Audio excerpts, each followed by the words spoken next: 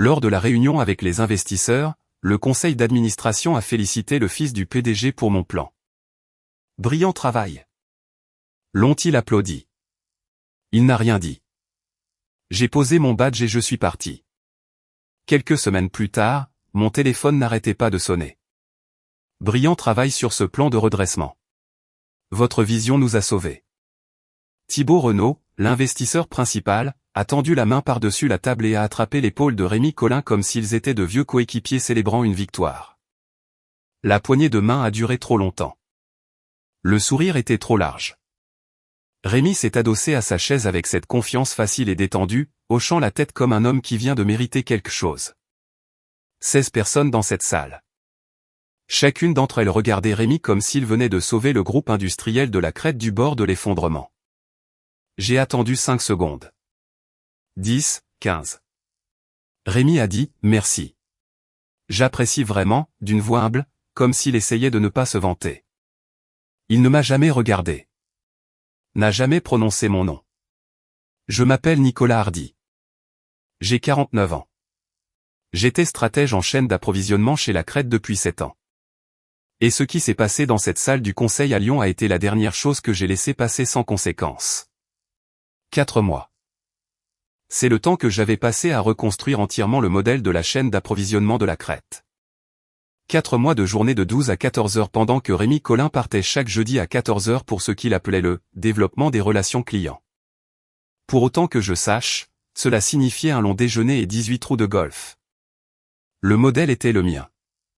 Chaque projection, chaque analyse de distribution, chaque recommandation de contrat fournisseur, chaque calendrier de mise en œuvre construit semaine après semaine autour des contraintes opérationnelles réelles plutôt que de conjectures optimistes. J'avais identifié lesquelles de leurs installations régionales perdaient de l'argent et pourquoi. J'avais cartographié les relations avec les fournisseurs à conserver et celles qui leur coûtaient plus qu'ils ne le pensaient. J'avais trouvé les marchés dont ils devaient se retirer avant que ces positions n'entraînent toute l'opération à sa perte. Rémi avait assisté à 2 de nos 11 réunions d'information interne. Son nom figurait en haut de l'ordre du jour du projet. Le mien était listé sous la section « Contributeur » dans une police 2 fois plus petite. Alors, quand Thibault Renaud a regardé de l'autre côté de la table de la salle du conseil et a dit « Brillant travail » à Rémi Collin, je suis resté assis et j'ai compté 5 secondes, 10, 15. Rémi l'a remercié à nouveau, a commencé à parler de l'importance d'un leadership visionnaire. Pas une seule fois il n'a jeté un regard dans ma direction. J'ai regardé autour de la salle. Pierre Collin, le PDG de l'entreprise et père de Rémi, était assis en bout de table, observant son fils avec cette sorte de fierté tranquille qu'un homme réserve au moment qu'il attend depuis des années. Les membres du conseil d'administration hochaient la tête. L'un des investisseurs posait déjà à Rémi des questions de suivi sur la stratégie de mise en œuvre, et Rémi répondait de cette manière vague et confiante que les gens adoptent quand ils ne connaissent pas les détails. Mais ils ont appris que le ton vous mène loin dans une pièce comme celle-là. J'avais vu des versions plus petites de cette même scène se dérouler pendant 2 ans. Rémi reformulant des idées que j'avais lancées en réunion, les présentant 10 minutes plus tard comme si elles venaient de lui venir à l'esprit. Son nom apparaissant en premier sur des rapports que j'avais écrits à 85%. Être oublié des invitations au dîner de direction pendant que je restais tard pour faire les analyses qui rendaient ces dîners possibles. À chaque fois, je me disais que le travail parlait de lui-même, que quelqu'un finirait par remarquer qui produisait réellement des résultats. Debout dans cette salle de conseil, regardant Rémi hocher la tête aux éloges pour un plan qu'il n'aurait pas pu construire en 4 ans, j'ai réalisé que personne n'allait le remarquer par soi-même. Ils allaient continuer à regarder la personne qui avait l'air d'être la solution et à s'en contenter. Je me suis penché, j'ai détaché mon badge d'employé, celui que je portais depuis 7 ans, et je l'ai posé à plat sur la table devant moi. Puis je me suis levé. J'en ai terminé ici. Avec effet immédiat. La salle n'est pas devenue silencieuse d'un seul coup. Les conversations se sont juste arrêtées en milieu de phrase, l'une après l'autre, comme un son qui se coupe. Pierre Collin m'a regardé de la manière dont on regarde quelqu'un qui vient de commencer à parler une langue que l'on ne reconnaît pas. « De quoi parlez-vous » a-t-il dit. « Je démissionne, maintenant. Vous aurez quelque chose par écrit d'ici la fin de la journée. » Je n'ai pas attendu de réponse. J'ai pris mon sac d'ordinateur, suis sorti de la salle de conférence, j'ai traversé le bâtiment jusqu'au parking. Je suis monté dans ma voiture et je suis rentré chez moi. Le trajet a duré 22 minutes. Je n'ai pas allumé la radio. Quand je suis rentré, je suis resté assis dans ma cuisine un moment, sans rien faire de spécial. Juste à penser aux 7 dernières années et à tous les petits moments que j'avais laissés s'accumuler jusqu'à celui que je venais de quitter. Les jeudis après-midi où Rémi disparaissait. Les réunions où mes chiffres apparaissaient dans la présentation de quelqu'un d'autre. Les évaluations annuelles où Pierre me disait que j'étais un contributeur vital en coulisses, comme si c'était un compliment. J'avais supporté chacun de ces moments en silence parce que je pensais que c'était comme ça qu'on bâtissait sa crédibilité. On garde la tête baissée. On produit des résultats. On laisse le travail parler. Ce que je n'avais pas pris en compte, c'est que dans une salle pleine de gens cherchant quelqu'un à féliciter, ils vont choisir la personne qui semble la plus à l'aise pour les recevoir. Et Rémi Collin s'était entraîné à ça toute sa vie. Ce soir-là, j'ai ouvert mon ordinateur portable et j'ai mis à jour mon profil professionnel. Pas de déclaration, pas de publication vague sur les lieux de travail toxiques ou les leçons apprises, juste une liste claire et précise de chaque projet de chaîne d'approvisionnement que j'avais dirigé chez La Crête, avec des chiffres exacts joints. La consolidation régionale qui a réduit les coûts de distribution de 18%. La renégociation des contrats fournisseurs qui a permis de récupérer 2,3 millions de dollars la première année. La stratégie de sortie du marché que j'avais élaborée au cours des 4 derniers mois et que l'entreprise appelait maintenant le plan de redressement de Rémi. Mon nom, mon travail, mes résultats, documentés, visibles. Puis je suis allé me coucher. 48 heures plus tard, j'avais 4 messages de personnes que je ne connaissais pas, des gestionnaires de portefeuille de différents groupes d'investissement. Ils avaient vu mes mises à jour de profil et voulaient savoir si j'étais disponible pour des consultations sur des problèmes de chaîne d'approvisionnement. J'ai pensé que Pierre les avait envoyés comme une sorte d'offre de paix, mais le premier que j'ai appelé m'a vite détrompé. Nous essayons de vous joindre depuis environ 3 jours, a-t-il dit. Des bruits circulent sur la restructuration de La Crête. Les gens de notre milieu veulent savoir qui a réellement construit ce modèle. Pas le nom de Rémi, le mien. Pierre appelait depuis le jour où j'étais parti. Pas 19 fois en 30 minutes, dans une sorte de spirale de panique, mais de manière constante, persistante, pendant 3 jours. Quelques appels chaque matin, quelques-uns le soir. J'ai tout laissé aller sur la messagerie vocale. Au moment où j'ai finalement décroché le 3e jour, il avait laissé 11 messages. J'ai décroché surtout parce que j'étais curieux de voir quel angle il allait adopter. Il ne m'a pas déçu. Vous réagissez de manière excessive, a-t-il dit. Pas de salutations, pas de demande de nouvelles. Rémi représentait l'équipe. C'est ce que fait le leadership. Pierre, ai-je dit, citez-moi une seule chose spécifique que Rémi a apportée à ce plan de restructuration. Un calcul, une recommandation de marché, une étape de mise en œuvre, n'importe quoi. Longue pause. Il a des relations avec ses investisseurs. Ils lui font confiance. Cela compte dans ces situations. Donc, je construis le modèle et il en récolte le crédit parce que les gens préfèrent déjeuner avec lui. Ce n'est pas ce que je dis. Alors que dites-vous? Il m'a dit de prendre la nuit pour y réfléchir. A dit que nous pourrions trouver un arrangement. J'ai raccroché. Je n'étais pas en colère après cet appel. Plus que tout, j'étais lucide.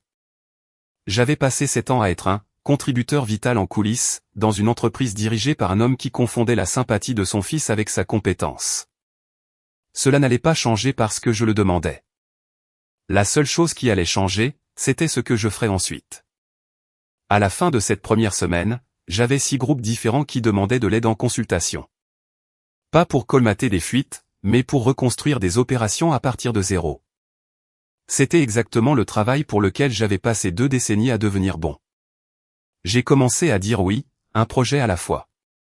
Le travail était différent d'une manière que je n'avais pas prévue.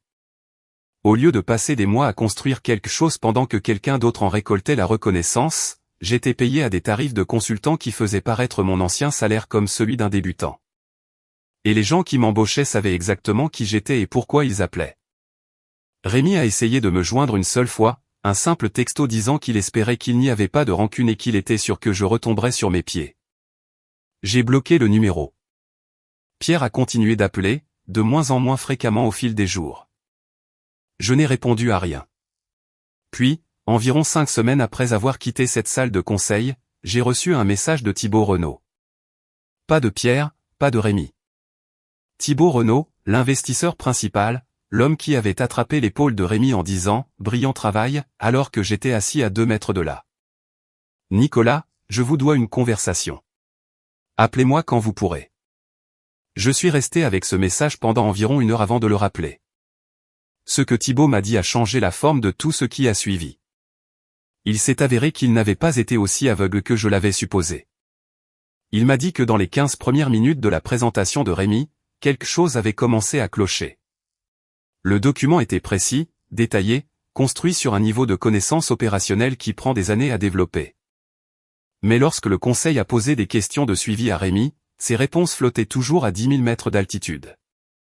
Vague, à l'air confiant, mais jamais spécifique. Le genre de réponse que vous donnez lorsque vous comprenez la conclusion, mais pas le raisonnement qui la sous-tend.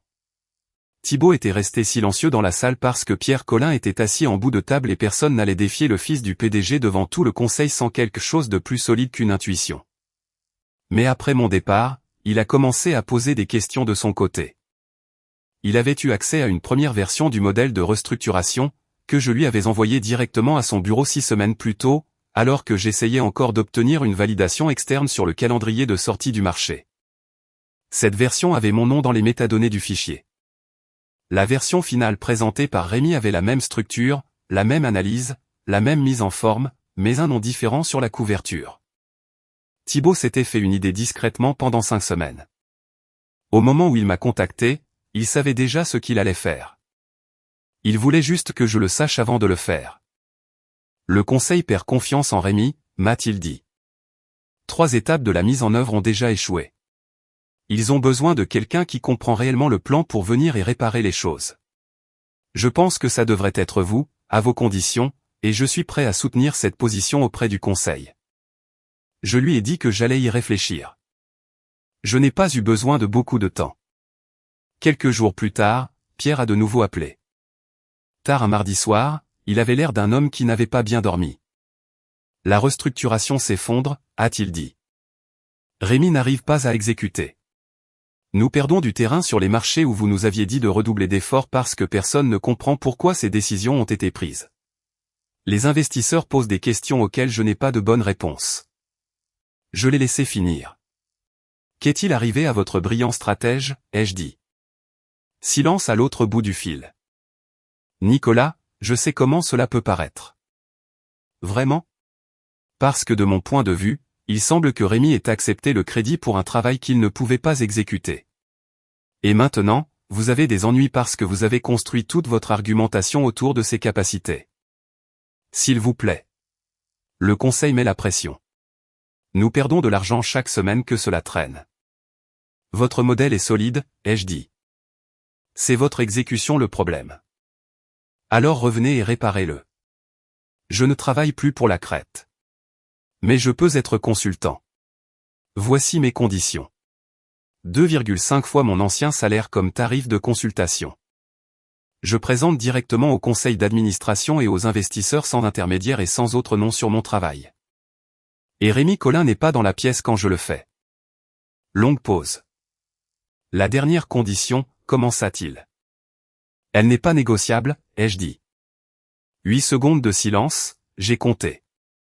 D'accord, a-t-il dit. Accepté. Je suis arrivé au bureau de la Crète 15 minutes en avance. Même bâtiment, même parking. Tout semblait identique au jour de mon départ, sauf que cette fois, je n'entrais pas en tant qu'employé.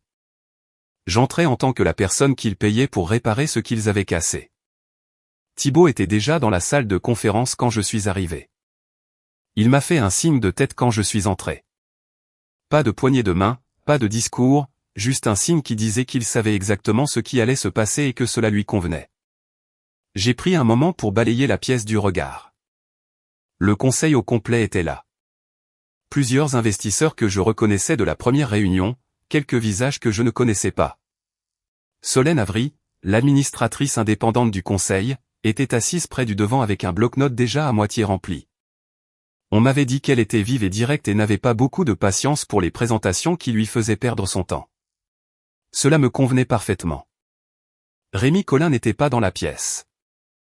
J'ai installé mon ordinateur portable, je l'ai connecté au projecteur et j'ai affiché la présentation sans rien dire à personne. Pas d'échauffement, pas de bavardage. Quand la salle s'est calmée, j'ai commencé à parler.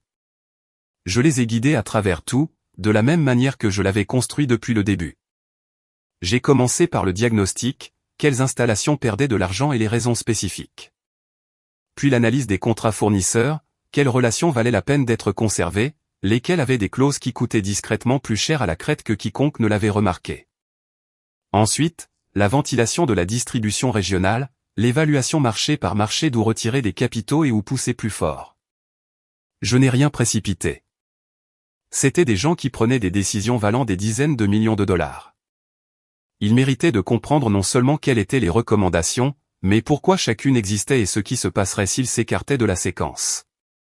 Environ 45 minutes plus tard, un des investisseurs m'a arrêté. C'est un niveau de détail extraordinaire, a-t-il dit. Combien de temps cette analyse a-t-elle pris à construire? 4 mois de recherche primaire, ai-je dit. Les recommandations de sortie de marché à elles seules ont nécessité l'extraction de 3 ans de données de performance sur cette région de distribution et leur croisement avec les mouvements des concurrents dans les mêmes zones. La partie sur les contrats fournisseurs a pris 3 semaines de plus. Il a hoché la tête lentement. Alors, quand ce plan nous a été présenté précédemment, on nous a donné l'impression qu'il venait du vice-président de la stratégie de votre équipe. Pouvez-vous nous aider à comprendre le processus de collaboration réel? La salle est devenue silencieuse. Je n'ai pas répondu tout de suite. J'ai atteint mon ordinateur portable et ouvert une deuxième fenêtre, puis je l'ai projeté sur l'écran à côté de la présentation. C'était l'historique des versions des fichiers. Voici le document source du plan de restructuration, ai-je dit. Chaque révision est enregistrée automatiquement par le système, du premier jour où j'ai ouvert le fichier jusqu'au jour où la version finale a été produite. J'ai fait défiler lentement le journal. Les entrées remontaient à 4 mois, chacune horodatée, chacune montrant le même nom d'auteur, Nicolas Hardy. Il y a plus de 800 révisions enregistrées dans ce fichier, ai-je dit. Le nom de Rémi n'apparaît pas dans ce journal. Personne n'a rien dit pendant un long moment. Thibaut s'est adossé à sa chaise et a regardé l'écran.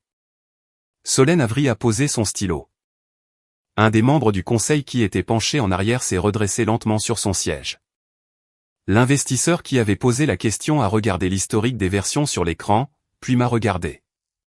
Donc le plan qui nous a été présenté il y a 5 semaines, a-t-il dit. A été entièrement construit par moi, ai-je dit. Rémi l'a présenté. Il ne l'a pas construit et il ne le comprenait pas assez bien pour répondre aux questions de suivi détaillé ou exécuter les étapes de mise en œuvre une fois que je n'étais plus dans le bâtiment. C'est pourquoi vous êtes assis ici aujourd'hui. Solène Avry a pris la parole sans hésitation. Je pense qu'il est clair que nous avons besoin d'une conversation séparée sur les pratiques d'attribution interne sur les projets majeurs. Cette conversation doit avoir lieu bientôt et elle doit inclure Pierre. Pierre Collin, assis à 2 sièges d'elle, n'a pas répondu. Il regardait la table. J'ai continué. Il restait encore plus de la moitié de la présentation et ces personnes devaient comprendre le plan de mise en œuvre assez bien pour tenir les équipes d'exécution responsables. Je n'allais pas laisser la salle rester bloquée sur ce qui s'était déjà passé alors qu'il y avait un vrai travail à présenter. Le reste de la session a duré encore 90 minutes. De vraies questions, des questions techniques spécifiques de personnes qui étaient maintenant très attentives parce qu'elles comprenaient les enjeux. L'un des investisseurs m'a demandé de détailler la logique de contingence pour 2 des scénarios de sortie de marché, ce qui a pris 20 minutes de plus à lui seul. J'ai répondu à chaque question directement et complètement. À la fin, l'énergie dans la pièce avait complètement changé. Les investisseurs qui s'étaient discrètement retirés posaient maintenant des questions sur les délais de mise en œuvre.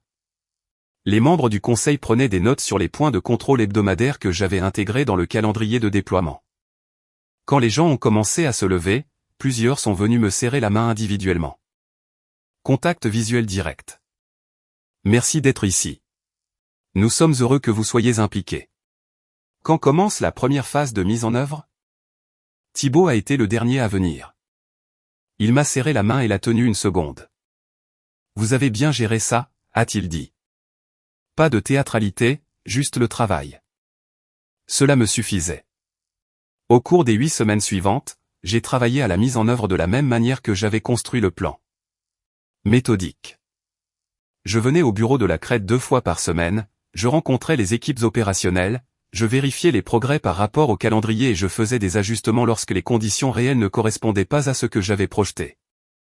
Je tenais le conseil directement informé chaque vendredi avec un court résumé écrit. Pas d'intermédiaire, pas de filtre. Pierre Colin a assisté à 2 des premières sessions. Il n'a pas dit grand-chose. Je pense qu'il essayait de trouver comment être dans la même pièce que moi sans que ce soit inconfortable. Je n'essayais pas de rendre les choses inconfortables. J'étais juste là pour faire le travail que j'avais accepté de faire. Ce qui s'était passé entre nous avant cela était déjà réglé en ce qui me concernait. Les résultats ont commencé à apparaître en 6 semaines. Les installations qui vidaient les caisses se sont stabilisées dès le premier mois. Les marchés que j'avais signalés pour le réinvestissement ont commencé à produire des chiffres proches de ce que j'avais projeté. Pas parfait, car les opérations réelles ne correspondent jamais exactement à un modèle, mais assez proches pour que le conseil cesse de parler de gestion des dégâts et commence à parler de la prochaine phase de croissance. Rémi a été réaffecté.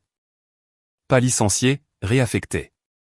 Pierre l'a déplacé à la coordination logistique nationale, un rôle avec des livrables clairs, une responsabilité directe et aucun accès aux relations avec les investisseurs ou aux présentations de stratégie. J'ai entendu par des gens travaillant encore chez la Crète que Rémi avait demandé un transfert dans un autre bureau régional environ 3 mois après. Je comprenais pourquoi. Il est difficile de parcourir les mêmes couloirs où tout le monde sait maintenant exactement ce que vous avez fait et ce que vous n'avez pas fait. Je n'ai pas passé de temps à penser à Rémi après ça. Non pas parce que j'étais magnanime à ce sujet, mais simplement parce qu'il avait cessé d'avoir de l'importance une fois que le travail fonctionnait comme il était censé le faire. Ma pratique de consultation a continué de croître pendant tout ce temps. Les 6 portefeuilles que j'avais pris ces premières semaines sont devenus 12 à la fin du 3e mois, puis 19 à la fin de l'année. Des groupes ont commencé à me contacter avant que leurs opérations n'entrent en crise. Ils voulaient des évaluations préventives, quelqu'un pour examiner leur réseau de distribution et leur structure de fournisseurs et signaler les problèmes avant qu'ils ne deviennent des urgences. C'était un travail pour lequel j'étais bon et que j'aimais vraiment faire. J'ai commencé à refuser des projets, non pas parce que je ne pouvais pas gérer le volume, mais parce que je n'avais plus à dire oui à tout. Je pouvais regarder un engagement potentiel et décider si le problème était assez intéressant et si les gens de l'autre côté étaient assez sérieux pour travailler avec. Ce genre de sélectivité ne m'avait jamais été offert en tant qu'employé. C'était l'une des choses que je ne m'attendais pas à valoriser autant. Environ 7 mois après la présentation en salle de conseil, j'ai reçu un message d'un responsable du recrutement d'un groupe d'investissement avec lequel je n'avais jamais travaillé. Monsieur Hardy, j'espère que ceci n'est pas déplacé. Nous étions sur le point d'embaucher un stratège senior, et quelque chose est apparu lors de notre processus de vérification des références qui nous a fait hésiter. Votre nom a été mentionné en lien avec une situation impliquant ce candidat. Je voulais juste vous dire merci d'avoir été transparent publiquement sur ce qui s'est passé. Cela nous a aidé à prendre une bien meilleure décision pour notre entreprise. J'ai répondu par une seule question. Qui étiez-vous sur le point d'embaucher? La réponse est revenue en 20 minutes. Rémi Colin. Il a très bien passé l'entretien, mais lorsque nous avons commencé à vérifier les résultats spécifiques des projets qu'il a listés, les détails ne tenaient pas la route. Nous sommes retournés voir des personnes qui étaient dans la salle lors de ces projets et les récits ne correspondaient pas à ce qu'il nous avait dit. Nous avons décidé de ne pas donner suite. J'ai lu ça 2 fois. Puis j'ai posé mon téléphone face contre table sur le bureau et je suis retourné au rapport de mise en œuvre sur lequel je travaillais. Ce message m'a dit quelque chose que je comprenais déjà mais que je n'avais pas vu confirmé de manière aussi directe auparavant. Dans les industries spécialisées, l'information circule. Les gens se parlent. Les vérifications de référence vont plus loin que ce que les candidats attendent. L'historique des versions que j'avais projetées sur cet écran de salle de conférence n'avait pas seulement réglé les choses dans cette pièce. C'était devenu une partie de la façon dont les gens comprenaient la situation lorsque le nom de Rémi revenait plus tard. Je n'avais pas cherché à mettre fin à sa carrière. J'avais cherché à m'assurer que mon travail portait mon nom et que les personnes qui prenaient des décisions basées sur ce travail comprenaient qu'il avait réellement construit. Ce que Rémi a fait de sa carrière après cela était entièrement le résultat des choix qu'il avait fait avant même que je ne quitte cette salle de conseil. 1 an après tout cela, la Crète a publié son rapport annuel. Pierre m'a envoyé une note me demandant si j'étais à l'aise d'être listé comme conseiller stratégique sur l'initiative de redressement. J'ai dit oui. Nom complet, description précise du périmètre et des résultats. Ce n'était pas un tour de victoire. C'était juste exact, ce qui est tout ce que j'avais toujours voulu. Je suis toujours consultant. Le travail est bon, les clients sont sérieux et mon nom reste attaché à ce que je construis. Je n'ai plus à me battre pour ça. C'est juste comme ça que les choses fonctionnent maintenant. Certaines choses prennent plus de temps à comprendre qu'elles ne le devraient. J'ai passé 7 ans chez la Crête en supposant que bien faire le travail était suffisant, que la qualité avait une façon de se rendre visible avec le temps. Ce que je sais maintenant, c'est que la qualité seule ne se rend pas visible. Vous devez la rendre visible. Vous devez la documenter, vous l'approprier, et être prêt à vous éloigner des situations où les noms d'autres personnes finissent sur vos résultats. Ce n'est pas du cynisme. C'est juste comme ça que ça marche. Si vous avez déjà été dans cette pièce, à regarder quelqu'un d'autre s'attribuer le mérite de ce que vous avez construit, assis là à compter les secondes, vous demandant si quelqu'un va prononcer votre nom, vous savez déjà de quoi je parle. Vous connaissez cette frustration silencieuse et spécifique de voir votre travail sortir par la porte sous le bras de quelqu'un d'autre. Voici ce que je vous dirais. Arrêtez d'attendre que quelqu'un remarque. Documentez tout. Mettez votre nom sur ce que vous construisez. Et si vous êtes dans un endroit où cela vous est constamment retiré, la chose la plus puissante que vous puissiez faire est de partir et de construire quelque chose qu'ils ne peuvent pas toucher. Le travail est à vous. Assurez-vous que tout le monde le sache.